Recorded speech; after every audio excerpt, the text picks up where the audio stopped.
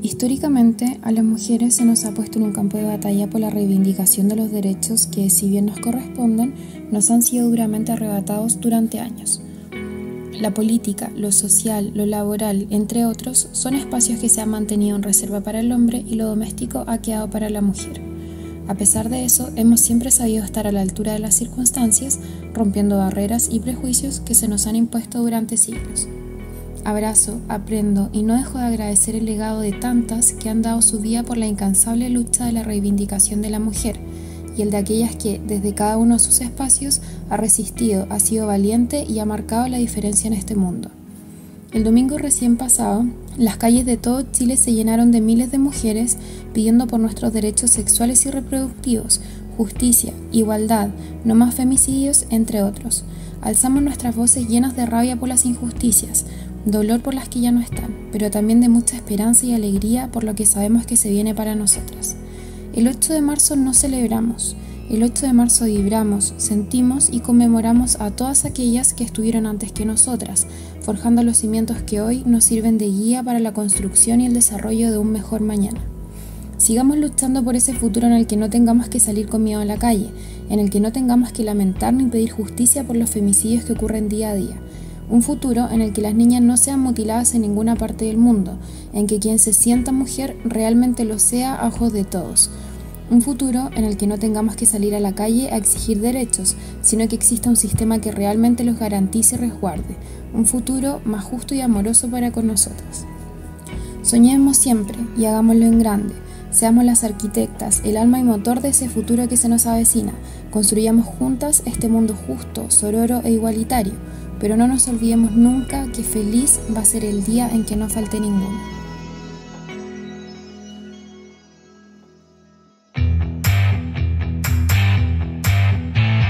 Aquí comienza ¿Qué tal Cadecida Podcast? Un espacio de conversación abierto, independiente y pluralista.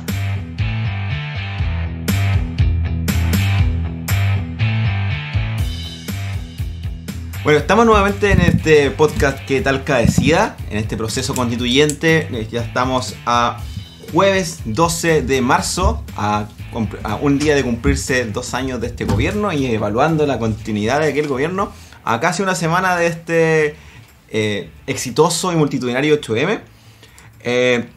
Comento inmediatamente que este capítulo abro yo, Matías, porque lamentablemente Luis no pudo asistir y Francia, por algunas vicisitudes de la contingencia, tampoco puede estar.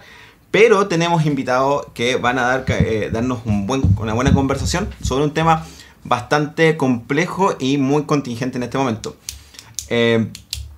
Vamos a conversar sobre derechos fundamentales, derechos humanos, y para eso tenemos 2 invitados. Tenemos a Iván Vidal, que es de profesión abogado, magíster en criminología y sistema penal, docente de derecho penal, ex fiscal y perteneciente al colectivo 16 de octubre. ¿Vale? Bienvenido, muchas gracias por participar. Matías, gracias por invitarnos. Y también tenemos a Roberto Padilla, que es abogado también, magíster en derecho del trabajo, docente universitario y también perteneciente al colectivo 16 de octubre. Muchas gracias por asistir, Roberto. Gracias por la invitación. Bueno, vamos poco al grano. Yo creo que, como les comenté, vamos a conversar sobre derechos fundamentales, derecho constituyente, dentro del proceso constituyente. Y para eso sería, primero, empezar por el colectivo 16 de octubre.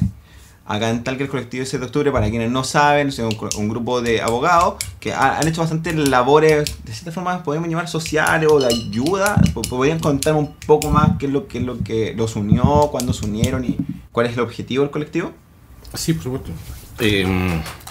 Bueno, los dos podemos contar la historia por partes, pero a ver, esto surge el día 19 de octubre pasado, el día en que acá en Talca, digamos, se produce el estallido. Si ustedes bien recuerdan, el 18 parte esto en Santiago y en Valparaíso, pero en el resto de las regiones no ocurre nada. Es el día siguiente donde, digamos, hay grandes destrozos, hay también una reacción policial desmedida, y eso nos motivó a varios abogados, todavía no había toque de queda ese día, a autoconvocarnos, es decir, nos fuimos a las comisarías digamos, a sabiendas del comportamiento policial, y también con la intención de intentar de alguna forma ayudar.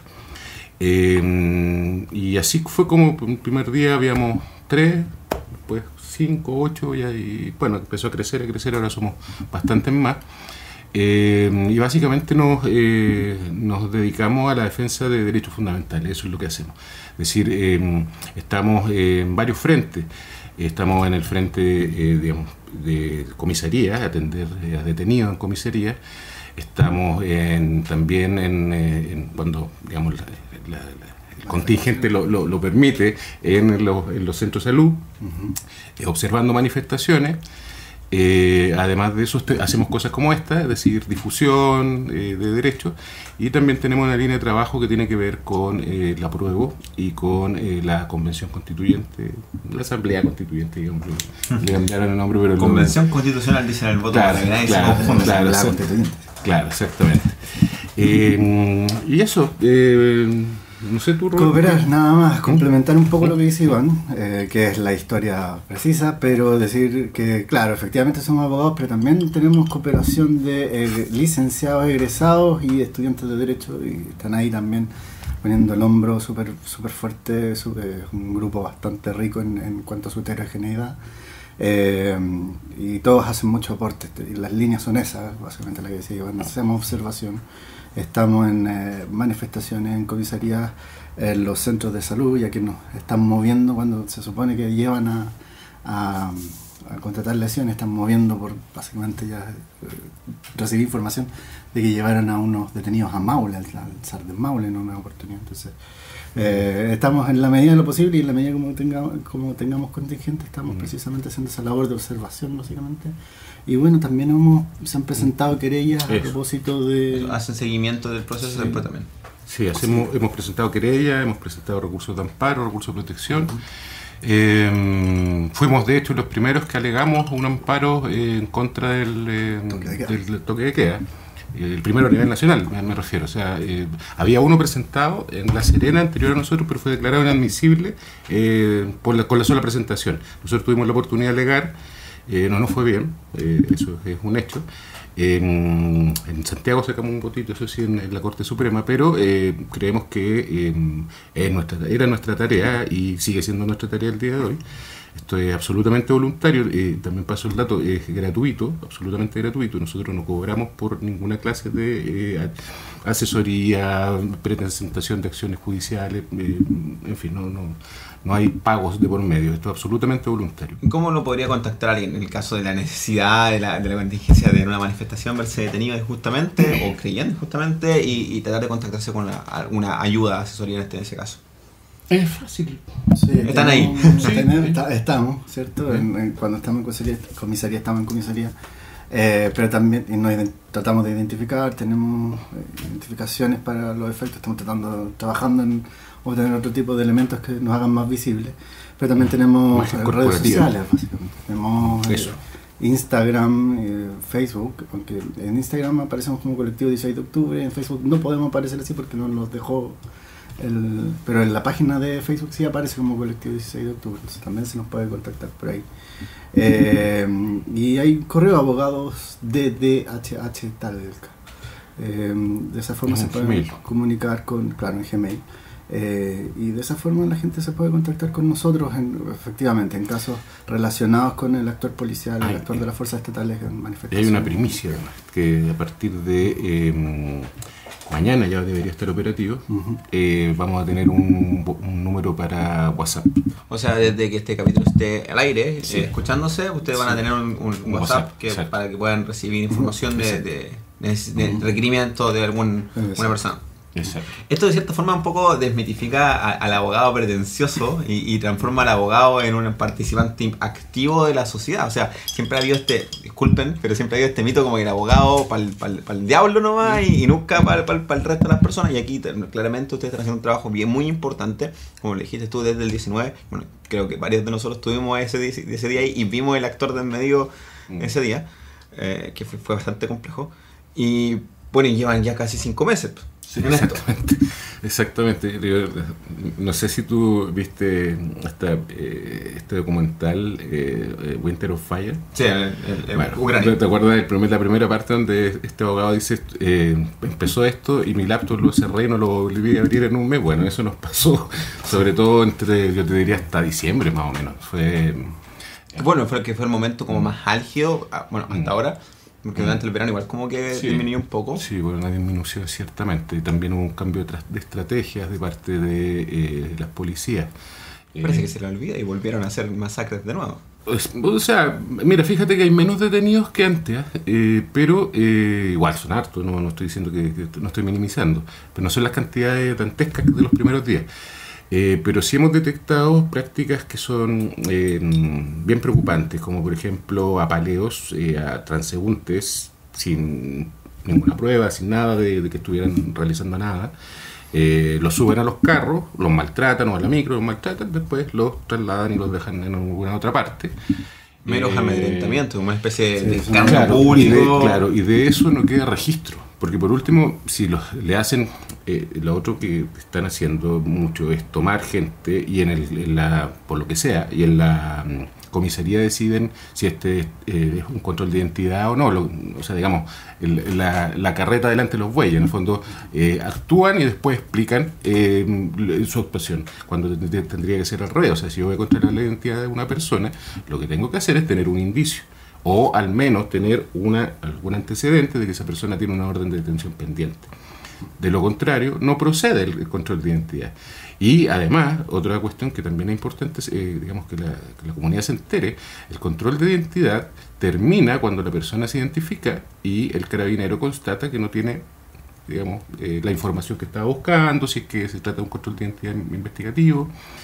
O no tiene orden de detención, si es que se trata de Eso es súper importante porque hay muchos mitos alrededor también y de poco entendimiento o desinformación de la ciudadanía de cómo funcionan ciertas cosas de la justicia en este caso, ¿cierto? O del actuar policial para hacerse cargo de la justicia. Y uno de esos es el control de identidad.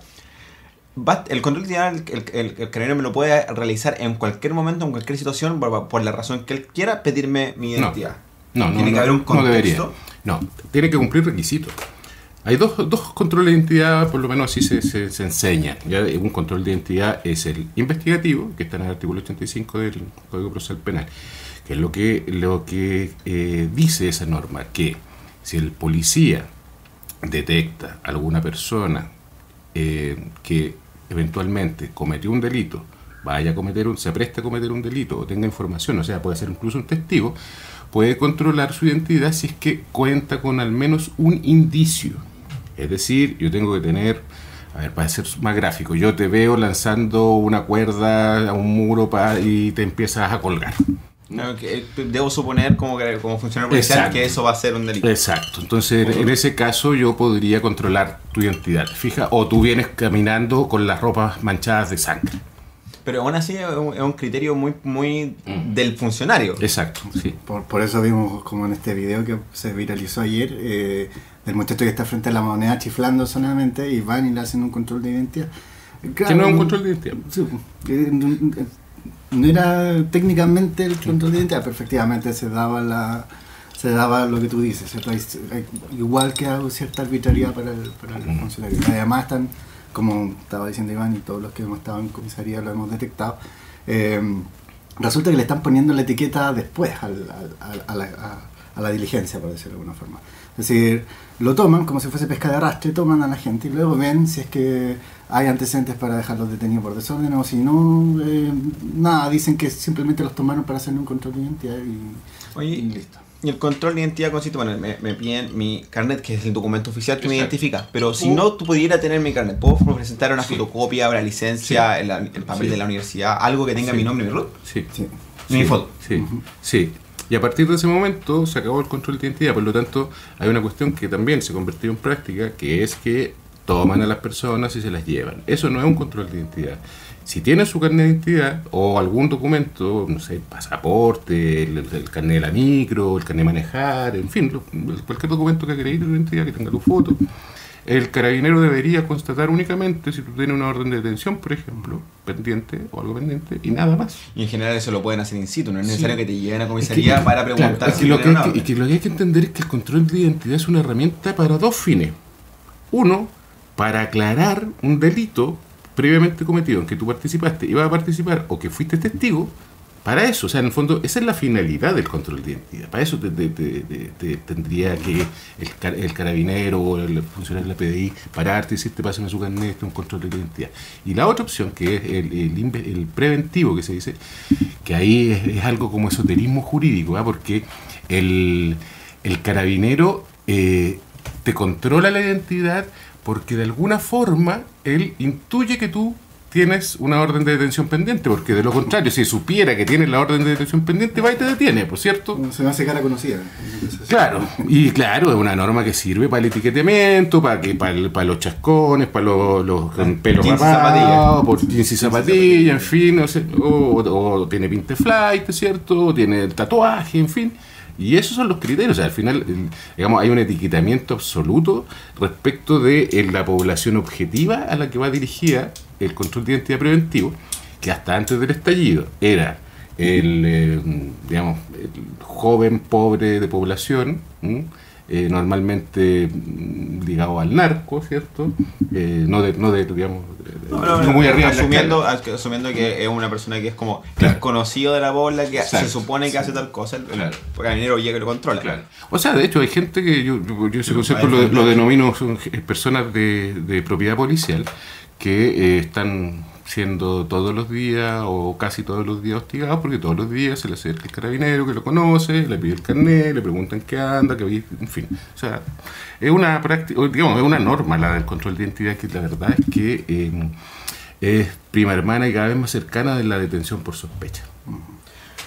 Oye, bueno, vamos a volver a la práctica particular después del estallido, pero estamos hablando de hostigamiento, de tener el libre tránsito de la persona para poder controlarlo o llevarte directamente. Y eso finalmente de alguna forma está descrito como ciertos derechos fundamentales. O sea, que carabinero no pudiesen llegar y detenerme mientras yo voy caminando. Es que justamente lo que pasa es que el artículo 85, en su inciso final del Código Procesal Penal, lo que dice es que un uso arbitrario de esta herramienta, que es el control de identidad, puede dar origen a un delito que se llama abuso contra particulares. ¿Cuál es el problema? Que la gente no denuncia.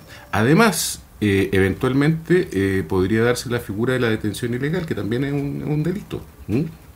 No es un secuestro, que hay una norma, digamos, es un secuestro en la práctica, pero hay una norma específica que sanciona a quien detenga arbitrariamente a un tercero, que sería el caso. Y lo otro, además, que aun cuando el control de identidad lo pueda de alguna forma justificar el carabinero, si no lo puede justificar con mayor razón, existe un registro público en el que yo puedo dejar constancia de un reclamo, y ese reclamo incluso se informa, se informa internamente, se informa a la Subsecretaría de Prevención del Delito, y también se informa a Hacienda.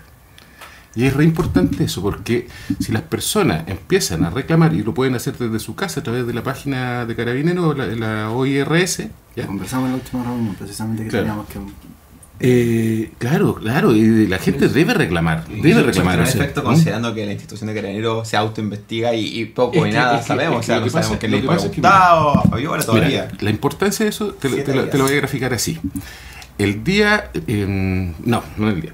Antes de que partiera esto, había un proyecto que quedó un poquito atrás, que era el proyecto de control de identidad preventivo de adolescentes, porque los adolescentes bajo los 18 años no se les puede hacer control de identidad preventivo. ¿Ya? El fundamento del mensaje del presidente de la República que envía el proyecto de ley al Congreso es que esta herramienta es una herramienta sumamente útil. ¿Por qué? Porque de 1.000.000 algo de control de identidad, 1.400.000 que se habían hecho el año anterior, había apenas 300 algo reclamos. Y eso no quiere decir, digamos, es una falacia. Claro, no quiere decir que es muy bueno el control de identidad, quiere decir que es muy poca la... De hecho, en esa discusión todo el número decía que efectivamente estos controles no servían mucho o que no derivaban en muchas detenciones. Entonces, claro, se trasladaba el foco de la eficacia hacia un aspecto totalmente ajeno, que era, mira, la gente no está reclamando. Entonces, reclamemos entonces para que los números cambien. Exacto, porque si tú ves la eficacia del control de identidad, es decir, controles de identidad que se convierten en, según los propios carabineros, que se convierten en detención, están en el 2%. O sea, estamos hablando de que 98% de cada 100 veces que controlan la identidad es un control de identidad errado. Oye, y yendo de nuevo al tema de derechos fundamentales que están siendo atacados de cierta manera, diariamente, hoy día creo que todos escuchan la palabra derechos humanos en todo orden de cosas, desde que los carabineros tienen derechos humanos hasta que violación de derechos humanos constantes, cuando muchas veces lo son o a veces no directamente. Entonces podríamos primero partir hablando de qué son los derechos fundamentales o los derechos humanos, qué son, y después qué son las violaciones a estos derechos. ¿Podemos partir como bien general eso? Sí, derechos fundamentales, derechos humanos, tienen otros nombres, en general se refieren a un mismo fenómeno que habla de ciertos derechos que son esenciales, o así los entendemos, derechos esenciales que emanan de la dignidad de la persona humana. Siendo la dignidad como un elemento característico de la persona humana que lo diferencia de otras especies, y por lo tanto, siempre digo esto en clase, yo voy caminando por la calle, veo a otra persona humana, identifico que esta persona, por el hecho de ser persona humana, tiene dignidad. Del mismo modo, si yo soy libre, esa otra persona, y siento que fluye de mi dignidad al ser libre, esa otra persona también lo debe ser. Y si tiene dignidad como la tengo yo, mira, también somos iguales. Entonces, de esta idea comienzan a fluir ciertos derechos, libertades, derechos varios, que llamamos llamamos bajo este nombre, derechos esenciales que emanan de nuestra dignidad, y que por lo tanto estos derechos tampoco nos pueden ser desconocidos, porque al desconocerlos nos están desconociendo esta dignidad, básicamente. Las distinciones de estos nombres, derechos fundamentales, derechos humanos, van de la mano un poco de cómo han ido reconociendo por los ordenamientos, básicamente. Si son reconocidos a través de tratados internacionales, que por las constituciones, qué sé yo, vamos asignándole distintos nombres que van categorizándolos. Y por eso decimos que en general estos derechos humanos solamente pueden ser violados por órganos estatales, porque quien se compromete al respeto, promoción, protección, sería otra características de estos derechos en particular, son los estados a través ya sea de sus constituciones o de tratados internacionales. Entonces, claro, hablamos de derechos humanos, hablamos de derechos fundamentales para referirnos a esta categoría particular de derechos que son derechos de mayor entidad, de mayor valor, ¿cierto? Y que el Estado, respecto a nosotros, que somos los titulares de estos derechos, se compromete con la sociedad a respetarlos, a promoverlos, a protegerlos y, en el caso de que sean vulnerados, a sancionar sus vulneraciones. Es muy interesante porque me parece que eso es como lo nuclear, como para entender de qué se trata. El derecho en general es una ciencia social y tiene distintas áreas en que digamos influyen en nuestra vida. Las reglas en el fondo siempre han existido. O sea, los ordenamientos cambian, los tipos de gobierno cambian, las tecnologías cambian, en fin, pero el derecho siempre va a estar presente porque, ¿cómo te lo explico? El derecho está, las reglas están para que no nos andemos chocando en la calle, para que yo sepa que si llego a un rojo es una señal para yo detenerme, porque si sigo alguien me puede impactar. Para romper la ley del más fuerte, así que el más fuerte sobrevive, con el derecho, con estas reglas podemos tener formas de reparar. Exacto. Y por combate. Claro, y la idea de los derechos fundamentales tiene que ver con, y por eso también se le llaman derechos esenciales, con aquellas... A ver, esto viene de una teoría de las necesidades que, digamos, están detrás. Hay varias teorías, no me voy a poner técnico en esto, pero a lo que voy es que en el fondo son necesidades cubiertas por alguna forma de hacer que a mí me permite hacer efectivo esa necesidad cuando se presenta. ¿Ya? Y hay derechos o garantías de primer grado y de segundo grado. Las de primer grado básicamente son aquellas que les dicen al Estado, mire, ¿sabe qué? Estas personas son portadores de estos derechos y lo que usted tiene que hacer es sencillamente retirarse, no hacer nada. Como por ejemplo, la vida. ¿Qué quiere decir eso? Que el Estado no puede atacar la vida de los ciudadanos. La integridad física, el Estado no puede atacar la integridad física de los ciudadanos. O sea, el mandato para el Estado es no haga nada aquí, frente a esto. Como la esfera de autonomía de la persona. Exacto. Y hay otros derechos, por eso se habla de generaciones de derechos, los derechos de primera generación, de segunda generación, tercera generación, derechos en que el Estado sí tiene una obligación de hacer. Y una obligación no solo de respetar, sino que una obligación activa, como por ejemplo con los derechos sociales, económicos, culturales, sexuales, en fin. O sea, el Estado debe promover esos derechos. No quiero decir que no deba promoverlo primero, pero en el fondo ahí sí que tiene un rol fundamental. Activo. O sea, podemos más o menos tratar de englobar, temporalizar un poco esto. Los derechos fundamentales de primera generación, que venían siendo como los derechos más básicos, que cualquier persona al abrir los ojos al nacer ya los tiene, ¿cierto? Son muy antiguos, ¿no? Sí. Estamos hablando de, ¿cuánto? 1600. Se les dice de primera generación precisamente porque es la primera generación de derechos de esta naturaleza que se reconoce. A lo que voy con tratar de ponerle fecha es porque que se entienda en todos los oyentes de que esto es algo que lleva mucho tiempo existiendo. O sea, claro. Entonces, no es que se nos ocurrió ahora, post 73, se nos ocurrió alegar por los derechos humanos. Esto existe como parte de la vida humana mundial. Existen allí hace muchos años y han ido obviamente modificándose, han ido aumentando y definiéndose, así como han ido cambiando las sociedades.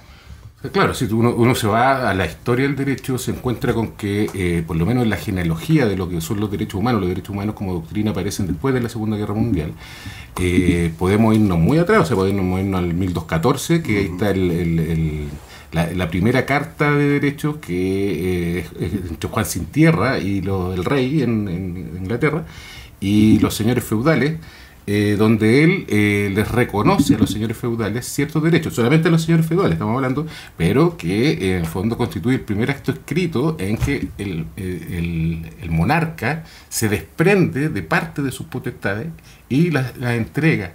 O sea, en el fondo hay compromiso de realizar ciertas cosas y de no realizar otras cosas, dejando a estos señores feudales un espacio de libertad mayor. Y claro, después ya, si nosotros buscamos un antecedente potente de lo que es digamos, el actual estado de los derechos fundamentales, derechos humanos, sin duda, para mi gusto, no sé qué piensas tú, pero la Carta de Derechos del Ciudadano debe ser como la primera gran manifestación, claro, de reconocer, claro, los derechos. Y que precisamente reconoce derechos de configuración liberal, o de primer grado o de primera generación, que lo explica bien. La forma de ocupamos como configurar un software en un computador, la forma en que se configura este software es como lo que mencionaba Iván, como esta esfera de autonomía dentro de la cual el Estado no puede intervenir. Entonces, por ahí primero surge la idea de que efectivamente, si el Estado no puede intervenir, la forma en que se vulnera este derecho es cuando el Estado interfiere. Claro. Pero fíjate que los derechos de primera generación se ven permeados por los derechos de la segunda y de la tercera generación. Nacen de estos derechos más globales, nacen estos otros derechos que son más específicos, como los derechos reproductivos y sexuales de las mujeres, que técnicamente igual tienen relación con, puedo aquí equivocarme, derechos como por ejemplo con el derecho a la vida, el derecho a la autodeterminación, y después se van como definiendo más claramente. Exacto, y es re importante eso, porque eso lleva a que el derecho a la vida, si bien ya más o menos todos tenemos clarito de qué se trata, ¿cierto? Igual se sigue moviendo. Por ejemplo, la Corte Interamericana de Justicia, ¿qué ha dicho? Ha dicho que la sola conservación de las funciones vitales del cuerpo humano no las podemos identificar como una vida si es que nosotros nos tomamos en serio los derechos fundamentales, porque una vida debe ser una vida digna de ser vivida. Y ahí, por ejemplo, nosotros podemos hablar de los derechos económicos, de los derechos sociales, del derecho a educación también. O sea, hay una serie de factores que tienen que integrar al derecho a la vida para que el derecho a la vida esté completo. Entonces, es re importante porque Son cuestiones que, esto, bueno, es como casi en toda la vida, son cuestiones que de pronto avanzan, de pronto se detienen, hay retrocesos, pero normalmente, digamos, los derechos se interpretan expansivamente, los derechos humanos, derechos fundamentales, deben ser interpretados expansivamente, su conculcación debe ser súper restrictiva, digamos, yo no puedo restringir, o sea, a ver, yo puedo restringir un derecho fundamental, puedo hacerlo, pero no puedo tocar la esencia de ese derecho. Es decir, yo puedo, por ejemplo, restringir la libertad de desplazamiento, porque un terremoto, porque hay una pandemia. Con un fin mayor. Pero, claro, con una finalidad, pero yo no puedo convertir eso en una regla y en el fondo eliminar ese derecho. De hecho, hay una prohibición en el derecho internacional que es la prohibición de regresión. O sea, si yo ya reconocí una garantía fundamental, yo no puedo volver atrás y desconocerla. La no regresividad de derecho es algo que ya tocamos en una cápsula anterior, en un capítulo anterior, donde Rodrigo se encargó de esa cápsula, en donde dejamos claro que no vamos a perder derechos como el de la propiedad u otros por el hecho de escribir una constitución de una carta en blanco, porque esta hoja en blanco no es tan blanca como parece, sino que hay un montón de derechos que ya tenemos como sociedad, que es como, comillas, los derechos adquiridos que la gente, cuando el trabajador habla, ya los tenemos y están asegurados para lo que viene. O sea, en ese sentido, estos derechos fundamentales son en sí mismos un límite, no solamente, o sea, sé que esto es como más teórico que otra cosa, pero el derecho fundamental se establece a sí mismo como un límite al poder constituyente en este caso, por el hecho de que somos nosotros los que creamos este poder constituyente y bueno, y estos derechos entonces vienen antes que ese poder constituyente, son previos a ese poder constituyente. Entonces, claro, efectivamente, no es tan solo por el hecho de que ya el Estado chileno con anterioridad reconoció estos derechos, que también opera de esa forma, sino que también porque estos derechos nos pertenecen a nosotros mismos, fluyen desde nuestra dignidad y por lo tanto el poder estatal debiéramos entenderlo como vedado para poder restringirlos por lo menos en su esencia. Pero en general, como ciudadano que no tiene conocimiento jurídico, uno lo que tiene que saber es que los derechos humanos técnicamente son un poco como de perogrullo, como mi derecho a ser yo y a vivir bien. Y el lugar donde yo vivo, el Estado, el país donde yo, tiene que respetar a lo menos este buen pasar que debiese yo tener. Y de ahí emana todo lo de seguridad social, salud, educación y un montón de cosas. En ese término, si es que no estoy equivocado, técnicamente esta revuelta, porque partió el 18 de octubre, es una revuelta por derechos fundamentales.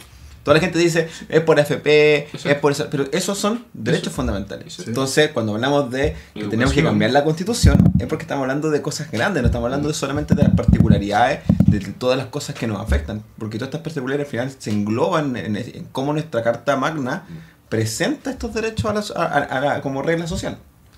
Por eso también los entendemos como mínimos civilizatorios también, precisamente por ese mismo claro. El mínimo que tenemos. Claro, y es un horizonte que se va moviendo en el fondo.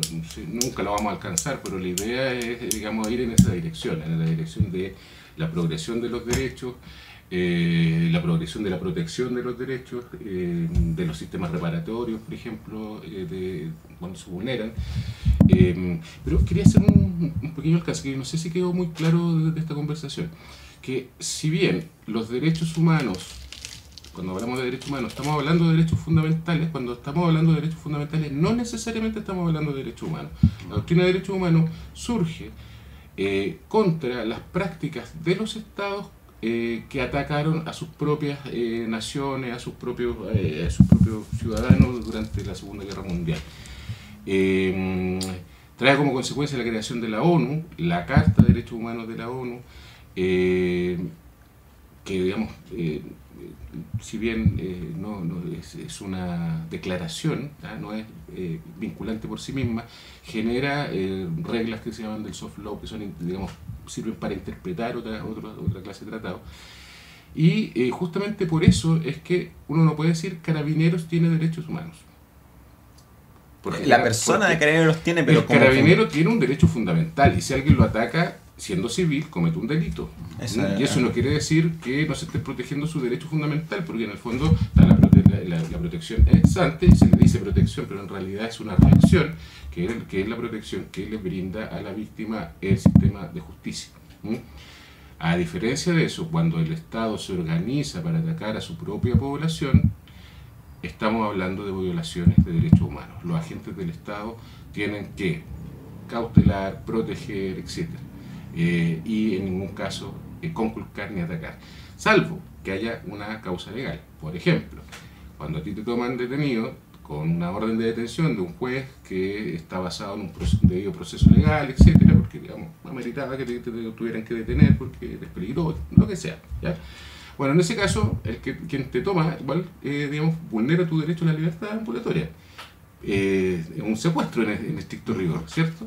Pero eso está amparado por la legalidad porque hay buenas razones detrás para tomar esas decisiones con conculcar tu derecho. ¿Te fijas? Qué bueno que tocáis sobre parte de las buenas razones, porque creo que dentro de todo este proceso, esta revuelta, se ha usado mucho las buenas razones, o muéstrame el video completo, dime qué pasó antes, para casi justificar los abusos de poder de parte de las policías. O como para dilatar un poco el reproche. Claro, es como por ejemplo lo que pasó con Patricio Bao, esta persona de 69 años en Santiago, y el video es atroz, pero todo es como, ¿qué pasó antes? Le pegó una patada, golpea al funcionario policial, y mucha gente ha utilizado eso como para decir, es que esto ocurrió en un ambiente de violencia extrema, y el funcionario policial se defendió. Técnicamente el funcionario policial tiene que, sin importar lo que haya pasado antes, detenerlo, que es lo justo porque cometió un delito, ¿cierto? Y sería, lo detiene, lo reduce si es necesario, si se defiende de la detención, pero no puede seguir golpeando. Lo que pase después de esa reducción es lo que se conoce como apremio ilegítimo. Entonces, podemos hablar de eso, de esto como que tratan de asociar, como de dilatar o minificar los derechos de las personas en base a lo que hayan cometido. Toda persona que ha cometido un delito sigue teniendo derechos fundamentales, ¿cierto? Exacto. De hecho, por lo general, la pena más conocida, me voy a meter en tu área, disculpa. La pena más conocida es la privación de libertad, pero esa privación de libertad es eso solamente, la privación de la libertad de tránsito ambulatoria. De ahí otras libertades que se van conculcadas, bueno, debieran ser las mínimas, si es que otras. Claro, o sea, si te privan de libertad, hay derechos que inherentemente se van a ver afectados porque, digamos, estando en una situación de imposibilidad de desplazarte, vas a dejar de hacer muchas cosas, incluso laboralmente. Tú eres, no sé, un chofer de bus. No puedes pedir permiso todos los días para salir atrás, no puedes. Pero claro, hay otra cantidad importante de garantías que las sentencias no aparece que estén condenados a ser conculcados esos derechos, como por ejemplo lo que hablábamos, los derechos sexuales y reproductivos, pero los presos no pueden ejercer. Es más, la misma situación de las comunicaciones, el derecho a comunicarse, en las sentencias en ninguna parte se regula eso. O sea, eso está regulado a través de reglamento por parte de Gendarmería, y eso es lo grave. Técnicamente lo grave puede tener un teléfono y es como correcto desde un punto de vista, pero dentro del reglamento no pueden. Es que exactamente, porque les dicen que hay temas de seguridad, en fin, una serie de cosas. Pero, a ver, habría que revisar las sentencias. ¿Cuál de ellas, o la sentencia del sujeto de que se trata en concreto, en qué parte dice que además de la libertad se le va a privar de otros derechos que no sean inherentes a la libertad? ¿Te das cuenta? Esto de que los presos no usen teléfono, que no tengan comunicación con el exterior, que no tengan internet, que no vean televisión, en fin, de ese tipo de cosas, derechamente son abusos, digamos, que están permitidos por las prácticas, pero no hay norma que ampare ese tipo de prohibiciones. O sea, digamos, hay norma, pero la norma, para entenderlo así, los derechos fundamentales no pueden ser administrados a través de un reglamento. Tiene que al menos haber una ley de por medio. Y en este caso no la hay. Nosotros no tenemos una ley de ejecución penal, por ejemplo. Y eso, digamos, también se replica en parte de lo que tú planteabas al principio, en el origen de la pregunta, se replica en la calle. Porque eso de que detengan a este señor y lo golpeen y se normalice esa situación, es lo que yo denomino también parte de la mentalidad de la gente policía. ¿Ya? ¿Por qué lo denomino así? Porque asumen, hay una cierta, incluso quienes son detenidos, asumen que el maltrato es parte de la detención. lo naturalizan. Hay mucha gente que naturaliza que el de ser detenido significa que tengo que salir lesionado. Sí. Y eso no es así. Es parte de lo que ocurre en las comisarías, cuando encontramos o logramos entrevistarnos con alguien que ha sido detenido en contexto de desorden, precisamente pasa eso. No que esté un golpeado o algo, no entiende como algo natural de lo que le pasó.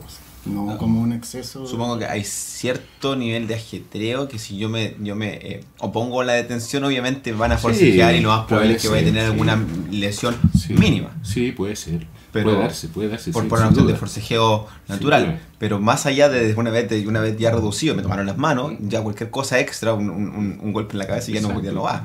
Exacto. Es más, alguien me preguntaba, ¿qué pasa si yo me defiendo de una agresión ilegítima a carabinero? Y fíjate que la legítima defensa no hace distinción. La legítima defensa es una forma de evitar el castigo cuando existe un ataque, sea a tu persona o sea a un tercero, cuando existe de por medio un ataque que es un ataque arbitrario, digamos sin provocación, tiene algunos requisitos, proporcional además, digamos la reacción tiene que ser proporcional, es decir, ocupar un elemento similar para defenderme con el que me están atacando, es decir, si me están atacando, no sé, me están tirando piedras, yo no puedo dispararle, derechamente, no puedo dispararle, o sea, eso es una cuestión clarísima, ¿ya?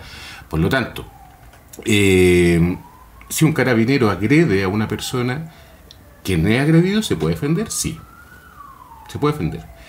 Y un tercero que observa, ¿lo puede defender? Lo puede defender, porque el carabinero es el que está agrediendo, por lo tanto, es él el que está cometiendo el delito. Bueno, en el escenario de este caballero, Patricio Pao, lo que muestra el video es que aparentemente el funcionario estaba golpeando a un tercero, menor de edad aparentemente, y Patricio salta a golpearlo en acto de defensa. Claro. Y después recibe todo el poder de vuelta desde una persona que entrenada. Es eso lo otro que estamos comparando. 4 personas. La reciprocidad que estamos comparando entre una persona no entrenada versus 4 funcionarios entrenados con armas y con protecciones.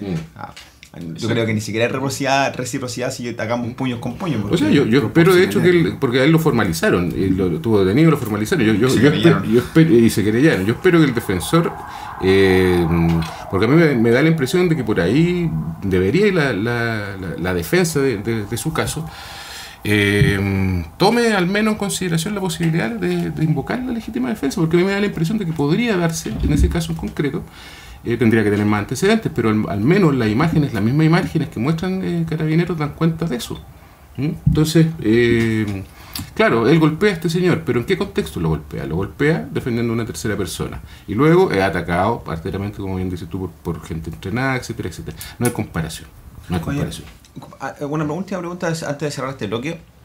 Que normalmente la gente, y no sé si esto es una pregunta más filosófica o jurídica, pero probablemente ustedes me puedan ayudar a completarla. Casi todos siempre asociamos derechos con deberes, así como los derechos fundamentales, los derechos humanos, y cuáles son mis deberes como ciudadano. Y normalmente las personas que alegan en contra de los derechos humanos, que no sé por qué, pero asocian que los derechos humanos son marxistas, es como, ¿pero cuáles son los deberes de esa persona? ¿Qué andaba haciendo ese ciudadano ahí? ¿Existe esa relación de derechos con deberes? Para nada, no son dos caras de una misma moneda. No, tú no estás sujeto a cumplir con ninguna obligación para poder acceder a estos derechos. Como te decían, estos derechos tú los tienes por el solo hecho de ser persona humana, y ahí se cumplió todo el presupuesto que necesitáis para tener estos derechos. Los deberes son una harina de otro costal en este caso. No estamos hablando como de derechos civiles, de derechos subjetivos, tipo del derecho civil, ¿cierto? Como la facultad de pedir algo y la obligación de la otra persona de entregarte. Estamos hablando de derechos que fluyen de tu propia naturaleza como persona humana. O sea, desde esa perspectiva, no, tú no tienes que cumplir un requisito adicional, tú no tienes que portarte bien para tener este derecho, no tienes que cumplir esta obligación, no son dos caras de una misma moneda. Claro. Ahora, no es que no estén establecidos, bueno, como decía Nicanor Parra, que iba a ser el catálogo de los deberes humanos, y el primer deber humano es respetar los derechos humanos. Bueno, claro, no son dos caras, como dice Roberto, de una misma moneda, ¿ya? Van por carriles distintos, pero no es que no existan normas, incluso que consagran derechos fundamentales que no establezcan deberes. Por ejemplo, la Convención de Derechos del Niño tiene una norma en que se establece que hay ciertos deberes que deben cumplir los niños. Y el Estado también tiene ciertas obligaciones, la familia ciertas obligaciones, como educarlo en la doctrina de derechos humanos, como educarlos de acuerdo a su cultura, en fin, o sea, hay una serie de cuestiones que tienen que ver con los deberes que deben, digamos, ser exigidos a los niños. Pero eso es una norma en particular que se enfoca en eso, pero que nos dice relación con que esos deberes, si no los cumples, sean intercambiables por los derechos. Es decir, si tú no cumples con tu deber, no quiere decir que yo te pueda conculcar un derecho. Nuevamente volvemos al mismo tema. Yo puedo ser el peor delincuente del mundo, Exacto, que no estoy cumpliendo mi deber de ser buen ciudadano, pero sigo teniendo derechos humanos, como que cuando me detengan no tienen por qué pegarme. Exacto. Ese es el punto final. Exacto. Porque de lo contrario, o sea, si permitimos eso, entonces dejemos en manos de la policía las decisiones que corresponden a los jueces y a los fiscales. El que exista el derecho penal, el que existan reglas, el que existan policías, el que existan fiscales, el que existan jueces penales, el que existan defensores, dice relación con que nosotros renunciamos a la autotutela. Entonces, si yo renuncié a la autotutela, lo que estoy diciendo es que nosotros, si es que alguien me hace algo, yo no me voy a defender, sino que va a venir el Estado a defenderme, porque yo entregué parte de mi libertad, porque aporto con mi impuesto, etcétera, para que ellos tengan un sistema en que eviten que me pase, y si no pueden evitarlo, bueno, me reparen de alguna forma. Entonces, por eso es que nosotros hablamos de que hay una expropiación por parte del Estado del derecho a la venganza, en el fondo. Esto es muy, digamos, teórico, viene hace un montón de años atrás, estamos hablando de Beccaria para acá, los 1700. Y eso no ha variado mucho. Ahora, bueno, hay muchas críticas que podemos hacerle al derecho penal, si el derecho penal en realidad está para lo que se está utilizando o está para otra cosa, porque siempre se habla de que es la última ratio, o sea, la última herramienta. Yo tengo que... claro, cuando tengo un problema, esto lo dice Neil Christie, que es uno de mis autores y superhéroes favoritos, él dice, cuando uno tiene cuando pasa de definir un problema rápidamente, se salta a definirlo como delito, en vez de mirar el problema, ver de dónde surge. Normalmente el problema surge en su entorno social. Entonces, cuando yo me salto un problema, lo defino rápidamente como delito, me salto todo un abanico de posibilidades que yo podría haber usado antes, porque el derecho penal es la última herramienta que yo tengo que usar, porque el derecho penal es dolor. O sea, eso es lo que hace el derecho penal, causar dolor. Genera dolor a quien, a su vez, se supone que antes causó dolor. Entonces, hay que ser cuidadosos. Por lo tanto, situaciones como las que estamos viendo en nuestro Congreso durante los últimos meses, en que rápidamente han sacado leyes que criminalizan la protesta, que han generado presos políticos, y se usa por parte del Estado la herramienta penal para solucionar problemas políticos, lo único que estamos haciendo es generando más, estamos poniéndole más presión a la olla de presión. ¿Sí? Eso es lo que está pasando. Incendiando la pradera con cada aparición del presidente o de algún congresista. Oye, vamos a cerrar esta sección. Sí. Tomarnos unos minutos y vamos a dejarlos con una pequeña cápsula de audio en donde hablaremos de algunos mitos del proceso constituyente y de escribir una nueva constitución, y volvemos con una nueva sección hablando más particularmente de derechos humanos y estallido social.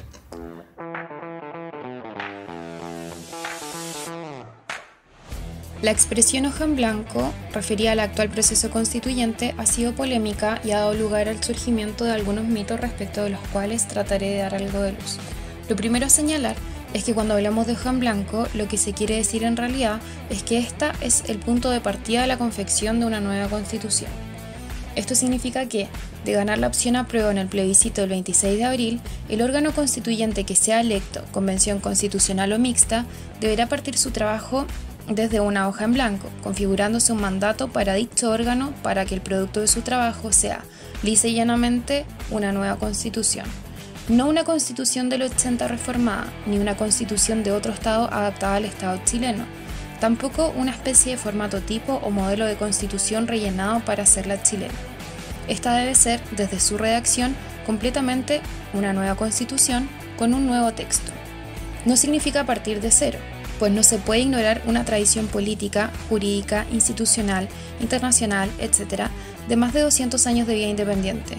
Aun cuando una norma constitucional ordenara partir de cero, esto sería impracticable. Tampoco implica un salto al vacío. Esta hoja en blanco nunca sería la nueva Constitución, pues la actual Constitución del 80 solo dejaría de encontrarse vigente en el momento de aprobarse el nuevo texto constitucional, al final del trabajo del órgano constituyente en el plebiscito de salida. En resumen, la hoja en blanco solo se refiere al punto de partida de la redacción de una nueva Carta Fundamental, con miras a asegurar de que en su texto sea eso, una nueva Constitución.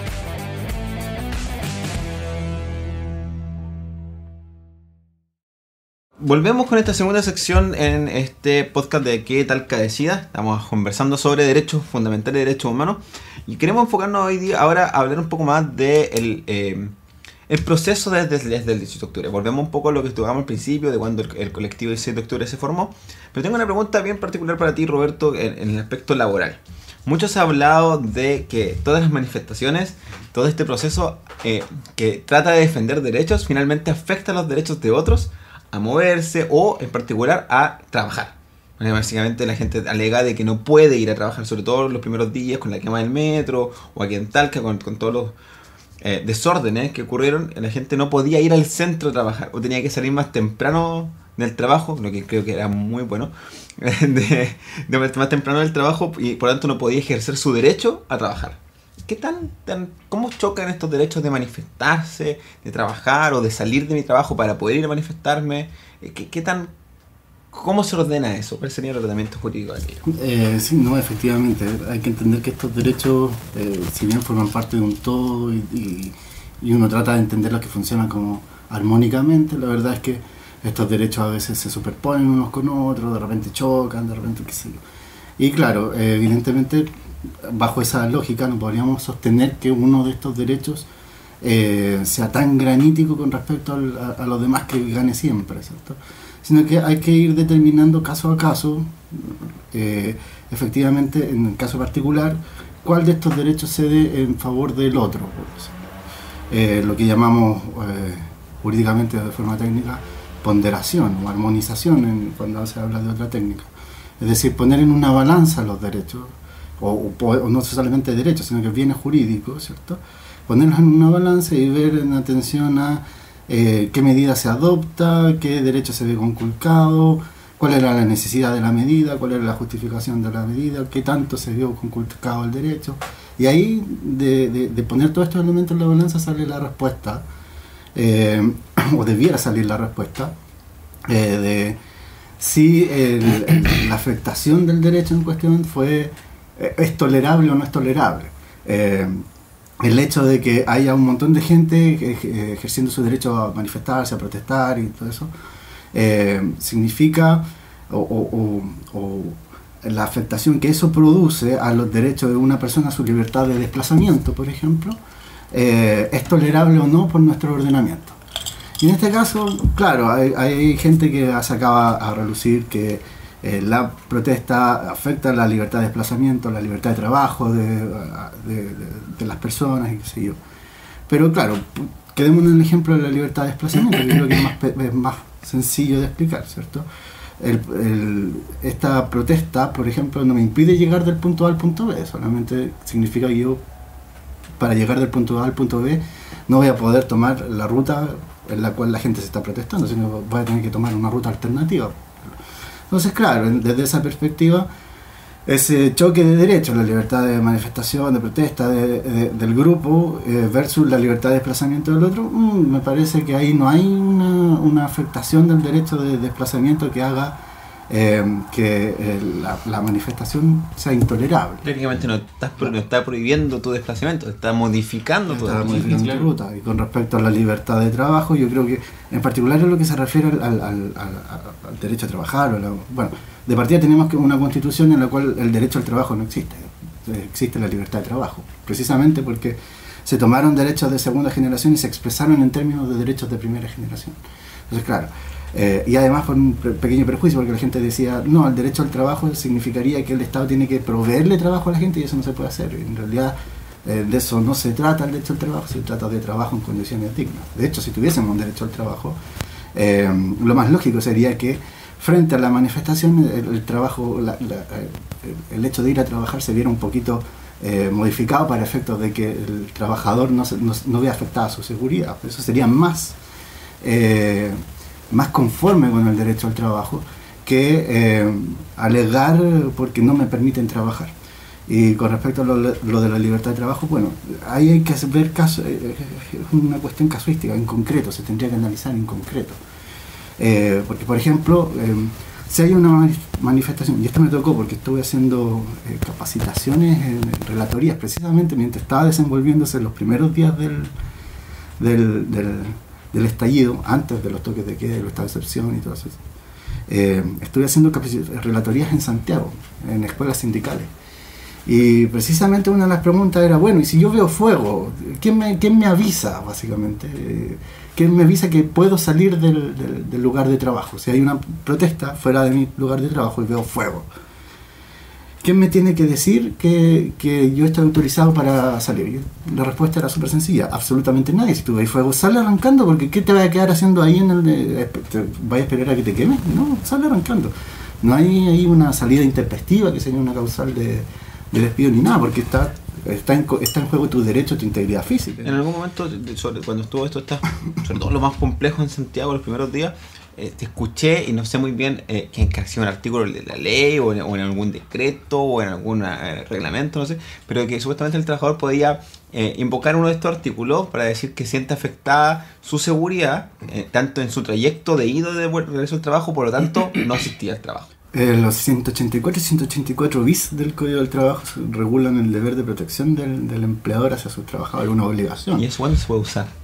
Precisamente es una obligación, y en cuanto a obligación está casi al borde de ser responsabilidad objetiva, por decirlo de alguna forma, porque impone un estándar elevadísimo para el empleador para velar a través de medios eficaces por la integridad de sus trabajadores, y es un derecho, y es una obligación, consagrada a nivel legal en el Código del Trabajo, que está estrechamente vinculada con el derecho a la vida y la integridad física de la persona humana. De hecho, hoy en día se presentan demandas de tutela laboral, tutela de derechos fundamentales, porque el empleador, por A, B o C motivo, ha dejado de velar por esta obligación, por este deber de protección, y se conecta con el 19 número 1, que es el derecho a la vida y la integridad física, y se dice, aquí hay una vulneración de parte de mi empleador hacia mi integridad física.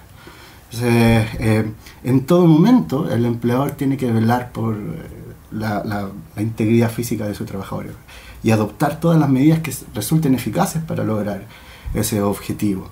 Entonces, por ejemplo, en el contexto de manifestaciones, no fue solamente en el caso de las relatorías, sino que también en la conversación diaria, alguien podía preguntar, es que justo va pasando una manifestación y está Carabineros peleando con los manifestantes. ¿Puedo retirarme en ese caso? Por supuesto que puede ser, que es parte de la obligación del empleador tu seguridad, tu integridad física. Entonces tú no tienes que esperar a que el empleador te diga. Pero yo como trabajador podría decir, ¿sabes qué, empleador? Yo no voy a asistir porque hoy día está llamada una manifestación gigante y va justo en el trayecto, etcétera, y siento riesgo a mi integridad física, no asisto hoy día. El empleador podría reclamar que es un abandono de deberes y ahí ya tendría que evaluarse en la inspección del trabajo quién tiene la razón. Claro, bueno, en el caso de las inasistencias, la configuración de la causal de inasistencia es un poco más compleja que un día que yo no asistí. Son varios supuestos, 3 días consecutivos, 3 lunes en el mes, qué sé yo. Entonces, pero probablemente si efectivamente hay una manifestación citada como ocurrió hace un poco después del estallido en el Costanera Center, que amaneció blindado, ¿cierto? Claro, evidentemente en ese caso no había posibilidad de configurar una ausencia injustificada, porque estaba todo el mundo justificado para no ir a asistir ese día. Yo quería volver al origen de esta parte de la conversación, a la primera pregunta, para dejar marcar acento en un tema que tiene que ver con, digamos, esto que tú dices, que hay derechos sí que a veces colisionan. Ya siempre cuando se interpretan derechos, uno puede preferir, o cuando tiene la obligación, por ejemplo un juez, ayer la Corte de Talca, entre dos garantías, el derecho a propiedad y el derecho a la seguridad social se inclina por el derecho a propiedad, ¿te das cuenta? Lo que no quiere decir que el otro desaparezca. O sea, de hecho, las decisiones que se toman frente a una colisión de derechos tienen que ser de tal modo cuidadas que ambos tienen que subsistir, aunque alguno se vea un poco dominado o disminuido en relación al otro. Y eso me lleva a lo del derecho a manifestarse, el derecho a reunión. Aquí en Chile tiene consagración constitucional y la Constitución pone las exigencias. O sea, la ley no puede poner más exigencias que las que pone la Constitución, que son que las reuniones sean pacíficas y sin armas. Esos son los requisitos. No hay que pedir permiso a nadie. Lo que hemos hecho durante años hasta a nadie. Es que estas prácticas de pedir permiso, etcétera, y de en fondo administrativizar una garantía constitucional son prácticas.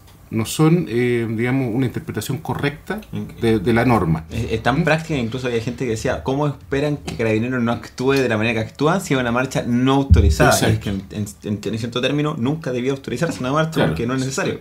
Es más, digamos, una doctrina muy sana que la instaló el Tribunal Supremo Alemán, que nos sirve para interpretar nuestras normas, señala que cuando se produce o se realizan las reuniones públicas, las manifestaciones, etcétera, siempre es esperable y tolerable algún grado de desorden, porque es de la naturaleza de la actividad.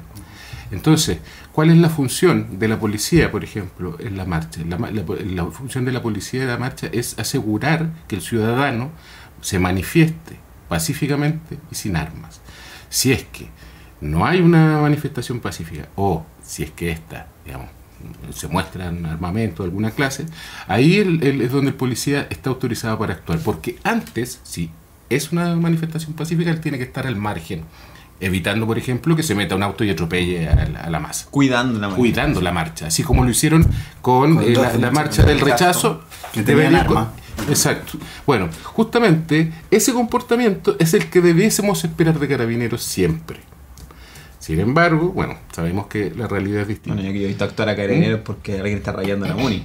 Claro, y bueno... Eso no es un arma, no necesariamente eso no es violento, no sé, pero claramente no está violentando a una persona el rayado. Pero claro, eventualmente ahí podríamos hablar de que sí podríamos decir que es un delito flagrante de daños. ¿Ya? Y ahí sí el carabinero podría detener y tendría un buen motivo, sería discutible, pero tendría un buen motivo para justificar la detención. Como para detener a la persona, no como para lanzar el arma contra la manifestación. Si de hecho el protocolo de carabineros es absolutamente gradual, es decir, lo primero que tiene que hacer el carabinero, quien va a cargo, es detectar al líder de la marcha o a los que se están, comportando de una manera inadecuada, violenta, qué sé yo, y establecer diálogo. De hecho, hay recomendaciones de cómo debe ser el diálogo. Tiene que ser firme, pero respetuoso, en fin. Y hay una prohibición dentro de este protocolo de actuar del carabinero de precisamente tratar a toda la masa como si fuese un ente homogéneo, sino que efectivamente tiene que focalizarse. Que es lo que se siente cuando uno está en una marcha. O sea, la sensación de que el carabinero ve a las personas que se manifiestan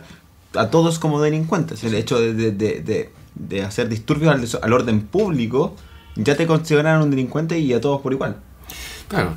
O sea, si tú ves la mayor cantidad de detenidos, que es una cantidad atroz, hoy día nomás veíamos en Santiago habían casi 900 detenidos para que iban a pasar a control al centro de justicia, de ellos 120 adolescentes, en fin. Atochando el sistema de justicia, o sea... Llevamos 3.000 presos desde que partió esto. Técnicamente es improcesable en el periodo de tiempo que llevamos. No, y genera todo lo que significa atochar. Los mismos policías están atochados, los fiscales, los defensores, los tribunales, las cárceles están más hacinadas que antes.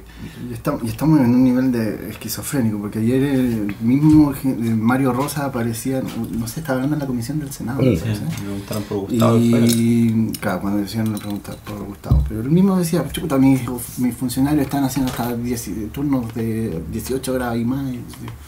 No estamos dando vueltas sobre lo mismo, básicamente.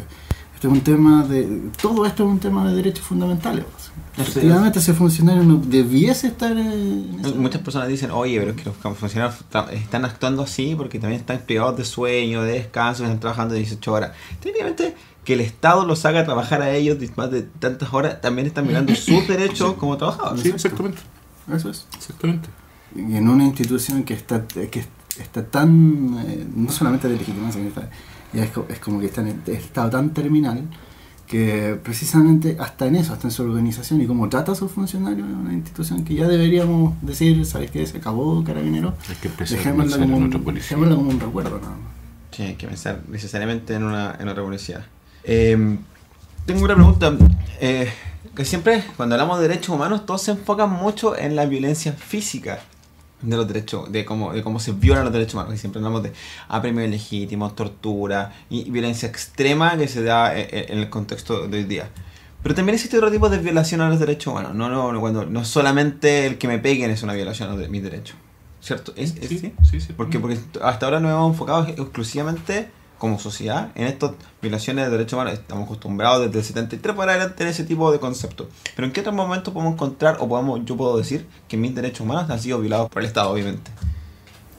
Hay muchas formas, o sea, hay formas en tu área, hay forma activa, hay formas omisivas. De hecho, cuando el Estado, por ejemplo, te niega o te retrasa una operación, qué sé yo, que está en riesgo tu vida, por ejemplo. O sea, podemos decir que nuestro sistema de salud de cierta forma hasta cierto punto viola derechos fundamentales. Claro, sí, aquí desgraciadamente hay una violación estructural de los derechos humanos de los chilenos. O sea, a ver, todo Estado en algún momento, hasta lo más perfecto, de alguna manera fallan y pueden afectar derechos fundamentales, ¿ya? Cuando nosotros hablamos de violación de derechos humanos, y no violación de derechos fundamentales, lo que estamos diciendo es que el Estado organizado de una forma activa u omisiva se organiza en torno a acciones que son atentatorias de derechos humanos. Deciden hacer esto porque quieren hacer la violación. Exacto. Y nosotros que los otros son como el Estado no cubre ciertos derechos del todo porque todavía no ha avanzado la sociedad hasta ese punto, y cuando llega ese momento el Estado tiene que reintegrar o reformarse para poder cubrir el derecho que está siendo requerido. Claro. Es como un proceso, son cosas diferentes, ¿no? Se organiza, y es lo que hoy día estamos tratando de decir, que la violación de derechos humanos es sistemática de parte del personero político, el ministro del Interior y el presidente, y no solamente de la organización que casi parece que se mandan solo, policial. Es como... O sea, desde la perspectiva del derecho penal, a ver, esto surge a raíz de los juicios de Nuremberg. En el derecho penal hay hartos principios que se deben respetar. Entre esos principios está el de impedir la ultraactividad de la ley, salvo en casos excepcionales. Por lo tanto, un hecho cometido hoy tiene que ser sancionado con la pena y con el delito que está establecido hoy. Si tú cometes una acción hoy día, aunque sea dañina, que no está establecida como delito, no cometiste nada. Por lo tanto, aunque mañana se publique una norma que sanciona esa conducta como tú la cometiste ayer y no estaba castigada ayer, no te van a castigar. No es está prohibida la retroactividad de la ley penal. En el juicio de Nuremberg, ¿qué fue lo que pasó? Que se aplicó la retroactividad y se sancionó a estas personas, que eran unos salvajes ciertamente, por la comisión de hechos que no estaban castigados como tales al momento en que ellos los cometieron, ¿ya? Esa fue una de las líneas de defensa también que se usaron ahí en ese juicio. Bueno, ¿qué fue lo que pasó? Luego de eso se desarrollan una serie de teorías de penalistas muy connotados, alemanes la mayor parte, bueno, hay otros de otros lados, pero que básicamente lo que plantean es, mira, acá esta organización se comporta de una forma tal que el derecho penal clásico me impide castigar al que está en la cabeza. O sea, siempre me voy a quedar con el que disparó, con el que degolló, con el que violó, con el caso particular. Exacto.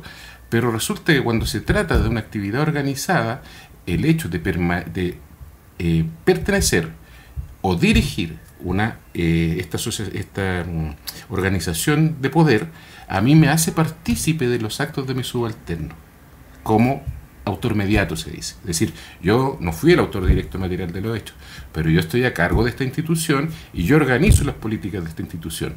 Por lo tanto, si es que yo decidí que ellos atacaran a la población, o si es que yo, teniendo la potestad de impedir que se cometan estos ataques a la población, no lo hago, bueno, en esos casos yo, en el primero de forma activa y en el segundo de forma omisiva, estoy participando en este aparato organizado de poder que comete crímenes.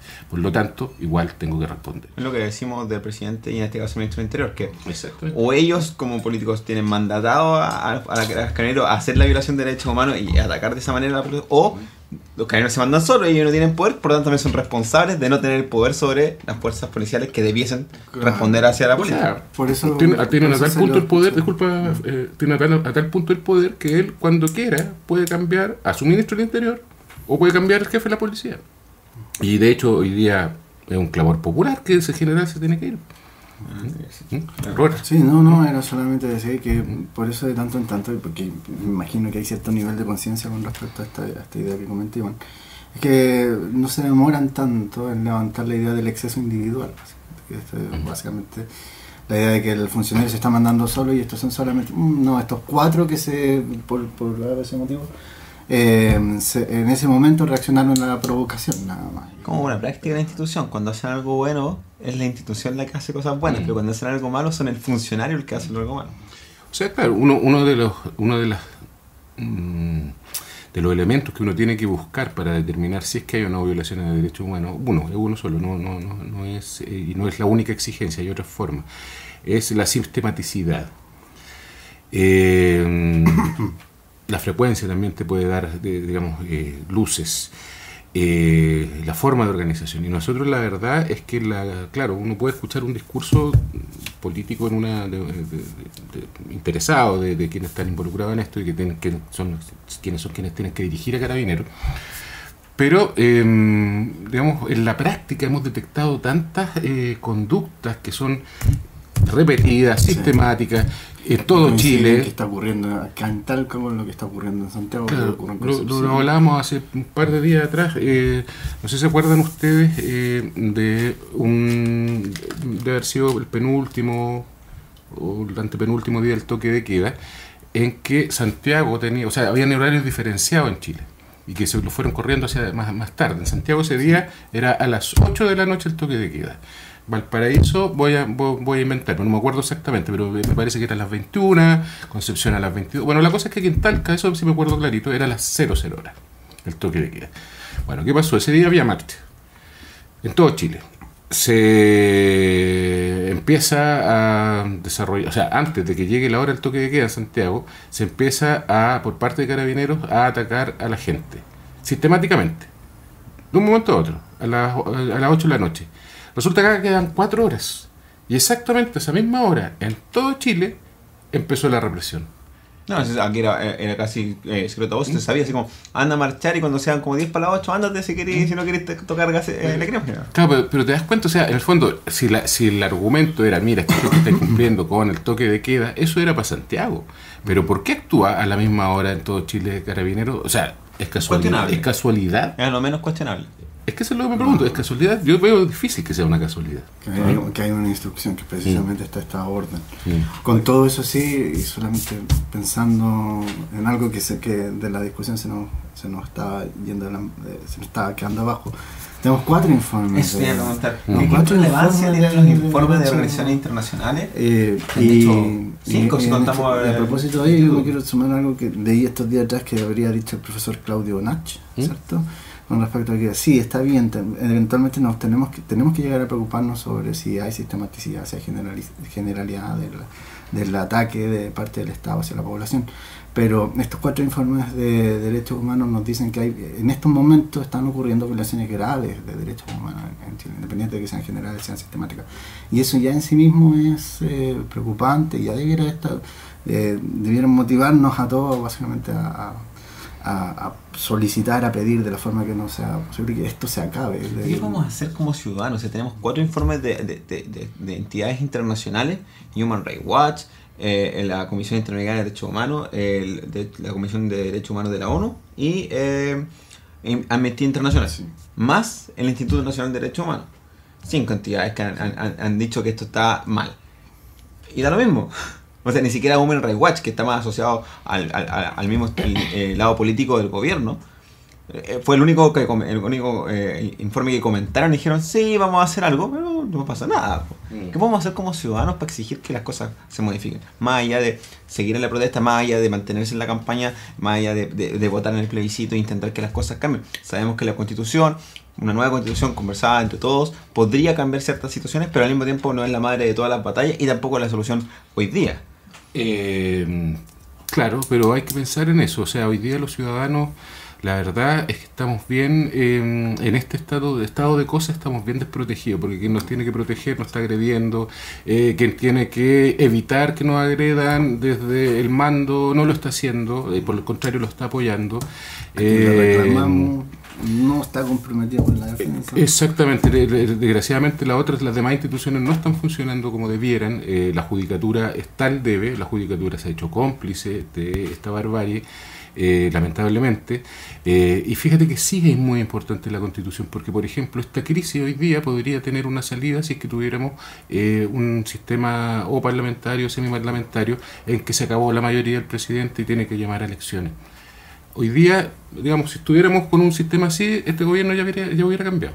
No, claro, claramente no llegaríamos 5 meses porque tendríamos alguna forma de participación social, cívica, ¿cierto? Más allá de elegir a un representante para exigirle a nuestro representante que hagan algo. Exacto. O sea, a través de la Constitución tú puedes cambiar la vida de muchas personas a través del cambio del sistema de gobierno. Porque el derecho de participación político está también centralizado, está masculinizado, en fin. O sea, eso tú lo puedes democratizar entregándole más poder a la región a través de la Constitución. La Constitución es un marco, estamos claros, no resuelve todo, pero sí te entrega directrices. Mira, te lo voy a graficar con la Constitución italiana, que no es perfecta, que el Estado italiano no es perfecto, que también ha pasado por Berlusconi, por Salvini, etcétera. Pero la Constitución italiana, que es de la posguerra, parte diciendo que Italia es un país de trabajadores. Una sociedad de trabajadores. Una sociedad de trabajadores. ¿Te fijáis? O sea, cuando tú partes de una Constitución diciendo eso, tú lo que estás diciendo es que aquí los toros de los derechos laborales, los derechos sociales, etcétera, van a ser importantes. Y los vamos a poner en el centro, porque nos definimos como nación, como trabajadores. ¿Te das cuenta? No, porque aquí nacen libres iguales en dignidad y derechos, dice, pero... Y la familia es el núcleo fundamental de la sociedad. Exacto. Bueno, y ahí ya entramos con discusiones como cuando se hizo la ley de divorcio hace varios años atrás y que chocaba con esto de que la familia es el núcleo esencial de la sociedad y bueno, Alaman terminó divorciándose igual por la ley de divorcio. Claro, fíjate, entonces, tú le puedes cambiar la vida. Por ejemplo, en el área que digamos que tengo yo más expertise, en la ley de responsabilidad penal adolescente tiene un artículo 20 que establece la finalidad de la pena y lo que dice es que en el fondo tú lo que quieres es recuperar a este joven que es disruptivo para que no sea un delincuente adulto. Eso es lo que te dice, básicamente. Si tú en la Constitución, dentro de te puede tener que haber algún articulado sobre debido proceso, es esencial, pones un inciso de una línea donde digas que el fin de la pena será la completa recuperación social del penado, por ejemplo. Tú obligas a modificar el sistema porque hoy día no está funcionando así. No, es un sistema castigador, ¿no? Un sistema que busca la redención. Exacto. ¿Te fijas? Entonces, sí es importante la Constitución, porque la Constitución son principios que se declaran y que nos autodefinen, nos dicen cómo queremos ser como nación y qué esperamos hacia el futuro, porque en el fondo la Constitución nos proyecta los próximos 50, 100 años. Sí, eso es lo que hay que entender. Bueno, al mismo tiempo, el tener este plebiscito y la oportunidad de discutir la Constitución ya es importante per se, aunque en el plebiscito de salida no nos guste la Constitución, pero tuvimos la oportunidad de conversarla, de abrir... En condiciones que en el mundo no se han dado a propósito de la paridad. Somos un proceso histórico, doblemente histórico, vamos por primera vez discutir sobre nuestra propia definición de sociedad. Y al mismo tiempo lo vamos a discutir en paridad, en 50 y 50, algo que no ha pasado. Ojo que ese 50-50% solo se va a dar si es convención constitucional. Si es convención mixta, y no confundir mixta con la paridad, sino que mixta en el sentido de que son ciudadanos y personas del Congreso, no va a ser paritaria. Exacto. Eso no va a ser así, aunque digan que no va a ser así, porque el Congreso no va a elegir paritariamente a sus representantes. De hecho se quedan cojos. Había un hilo en Twitter del profesor Fernando Atria que decía que no había tantas mujeres para generar paridad en el Congreso de los que debía elegir. Entonces si lo hacía, se quedaba absolutamente cojo el Congreso. Sí, ojo ahí al elegir.